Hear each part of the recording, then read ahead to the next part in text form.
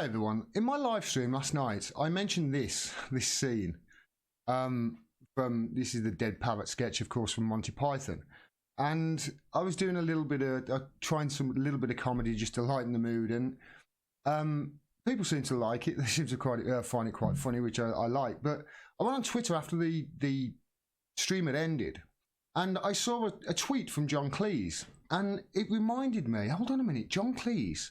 He left the UK last year, didn't he? And I seem to remember his primary reason for leaving the UK is that it's broken and the media are the ones that should shoulder most of the blame.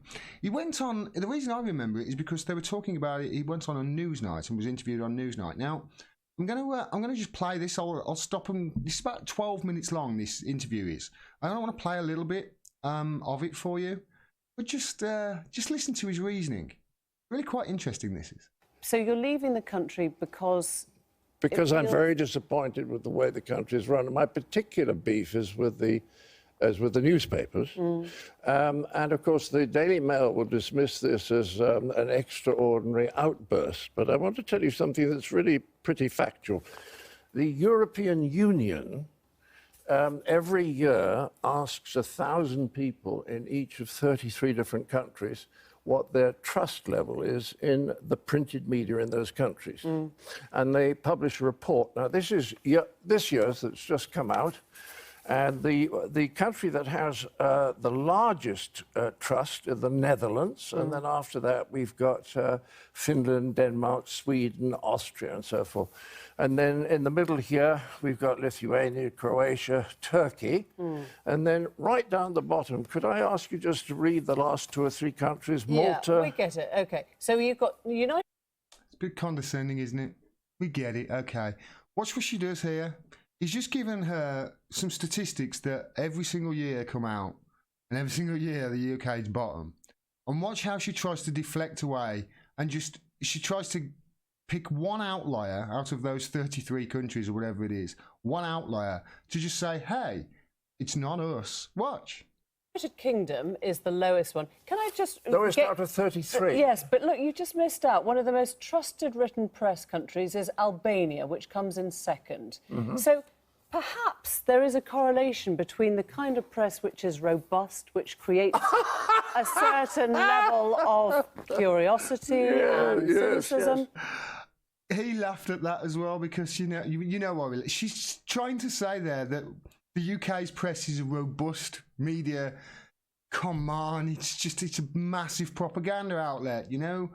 And she's picked the one outlet. Forget the Finland, Sweden, Denmark, Holland. Forget all those names at the top. She's picked Albania and goes, see, that's proved my point. See, all of those must be authoritarian regimes who've got a dictatorial press.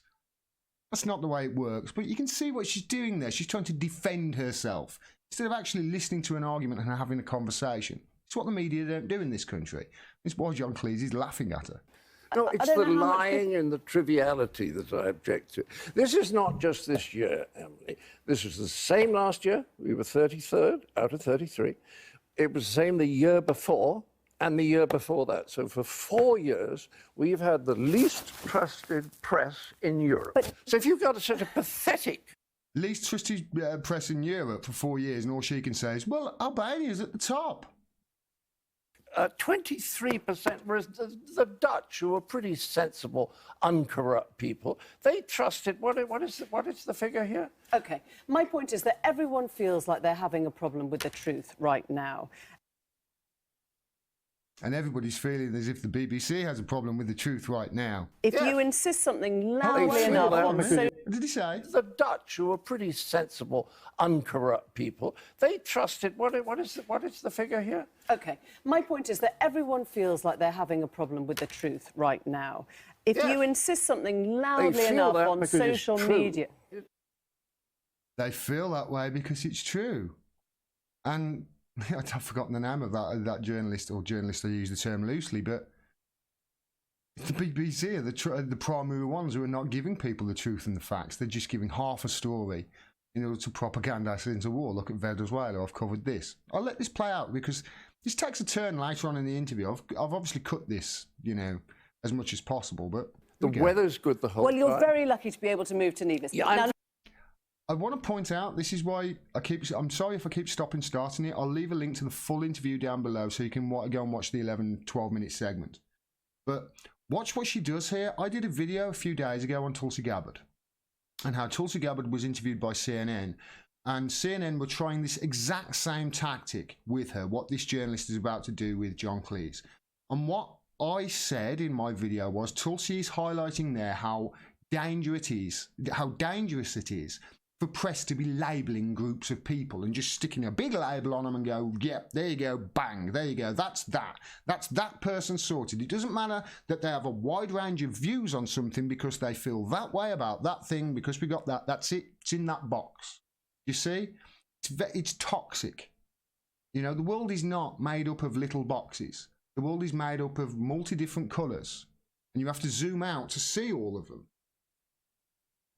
Listen to what she does. Very lucky. You're here and you're John Cleese, so we have to talk about comedy. I want to know if we you are think... talking about comedy. A little bit. I don't make jokes, I just point them out. What about... 23% trust, right?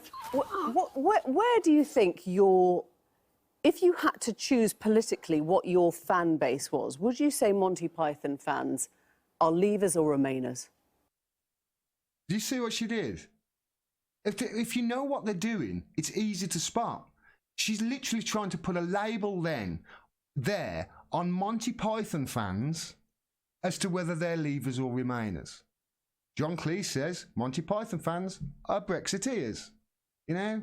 She's even trying to put labels on Monty Python fans as to whether they're Remainers. It's just a joke. Look at his face. He's like, what the hell are you asking me that question for? Completely cross-cultural.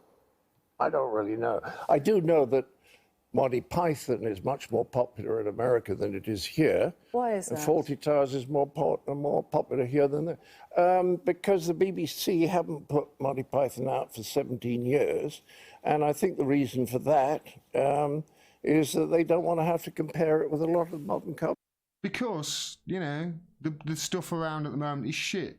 In my opinion, Ricky Gervais's sitcoms aside, Derek was the best thing, in my opinion, since Fawlty Towers.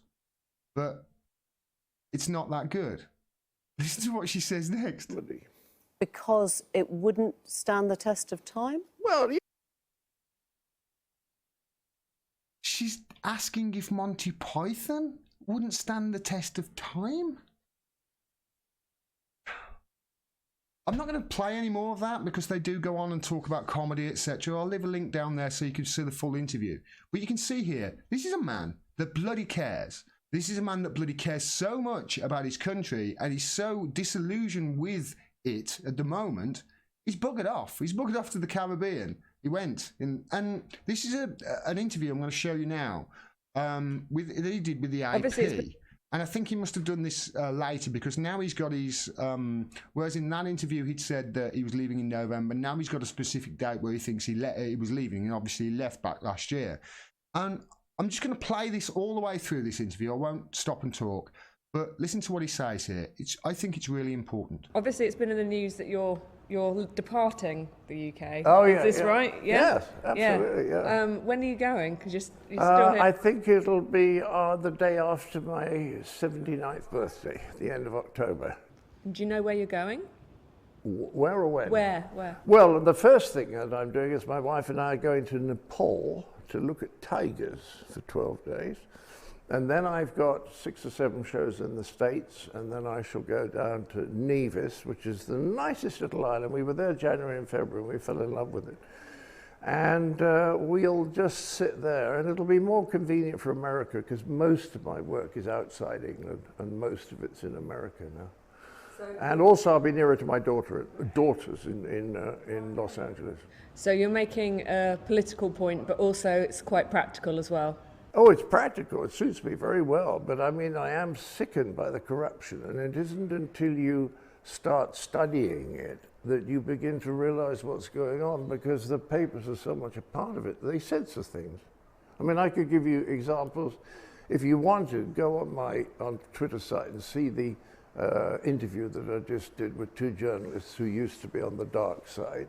And it makes your hair stand on end because you realize that the British public is not hearing anything remotely like the truth.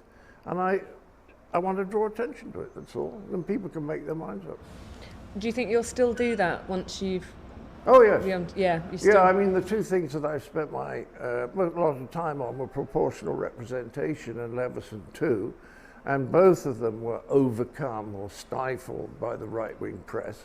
And I'm going to go away and stay in touch, and then when we get a government that's decent and might actually start improving this country, which I think is in a mess at the moment, then I shall come back. But it might be a long time.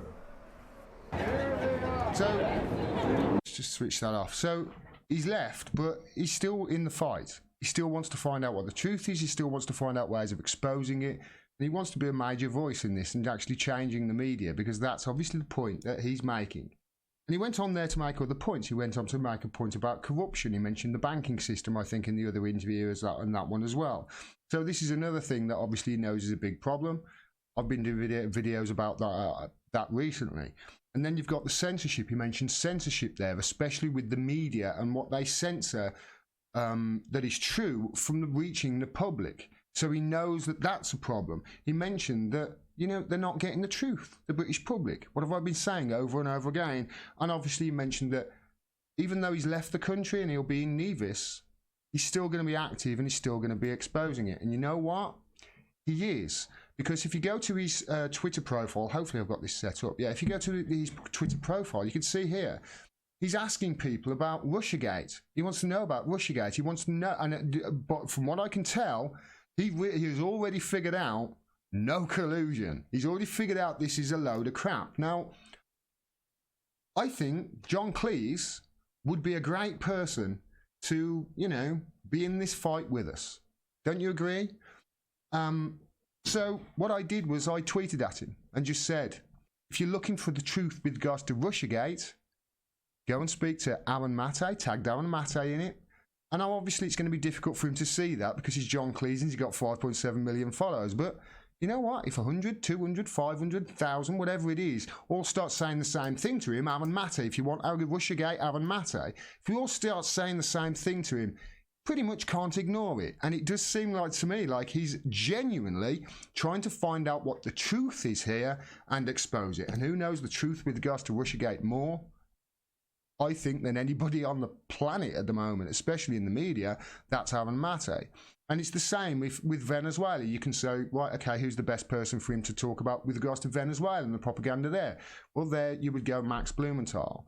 Okay, he spends a lot of time in America. He mentioned his daughters were in America in one of the interviews. Where do you want to go for that? Well, you go Jimmy Dore, I'd suggest, in America. Do you see? We've got to get him on the side of independent media. We've got to at least try. Now, I've sent him a tweet and I've sent him a letter as well. Why don't you do the same thing? Help. You know, if enough of us shout, I don't know whether it'll make any difference. I don't know whether he'll hear us. But you know what? We've got to try. We've got to try and fight back against these bastards who are just lying to us and propagandizing us into war and stealing all the wealth of the country to do it. And then charging us £150.50 for the privilege of propagandizing us, you know? John Cleese is a man who I think who has figured out, you know what, there's a lot wrong with our country and he's trying to find the truth. And it's difficult to find. I know this and you know this. Let's tell him in one loud voice, you want the Russiagate stuff, go and speak to Aaron Maté. And John, support independent media. Start shouting about that too. Because those guys, the independent media guys, they're the ones who might just, you know, help the planet. I don't know whether this will work or not, but I'm just trying to come up with ideas as to how to fight back. And I thought this is a good opportunity that maybe wouldn't take us more than 10 seconds. Go on Twitter, tweet at John Cleese. Tell him, go and speak to Aaron Maté. If you want to find out Russiagate and the truth regards to Russiagate, Aaron Maté, and these are my favourite independent media who I trust. And only give him independent media, your favourite independent media sources of the truth. Help him. He's looking for it. Now, I'm fully aware here that I'm a geezer on YouTube trying to come up with ideas to try and change the world, and there's going to be comments underneath saying, oh my God, look at Gordon, he's trying to change the world. Who does he think he is? But you know what? You're right. I am trying to change the world. Get out of my way. Because you know what? I'm not on my own. Other people are joining in. And if you're not part of the solution, you're part of the problem. So step aside. Don't say any of that stuff to me. I am. You're right. It's not because I'm arrogant or anything like that. It's because I really care. And John Cleese, by the look of it, cares too. And if enough of us say the same thing in one loud voice to him, you might just find him talking about Aaron Mate next time he goes on Newsnight. You might just start talking, you might hear him talking about, you know, Max Blumenthal and Venezuela propaganda next time he goes on Newsnight. And he has said there, when he's fixed, he'll come back. He's in this fight. Join me. Tweet at him. Tell him. Aaron Mate. Russiagate. There's who you need to speak to, John. It's just an idea. I don't know whether it will work, but I thought I'd make a video just saying, hey, this is a possibility. Don't, you know, come down on me too hard for just trying to come up with an idea if it doesn't work. For more truly honest, independent media like the video you just saw, please subscribe and click the bell below as well so you get a notification of when I drop further videos. If you also like and share and comment on the video as well, that really helps with the algorithm and boosts exposure. And if you can support me, please do so. You can do with any of the avenues on the screen at the moment and below this video. You can support me for as little as $1 a month on Patreon, and every dollar helps. We need your support at the moment. We do not have an operating fourth estate. I'm sure you're aware, a functioning media holding power accountable is vital for democracy. At the moment, we haven't got it. So people like me are having to fill their shoes and do the job for them with your support. Thanks very much for your support. Till next time. Peace and take care.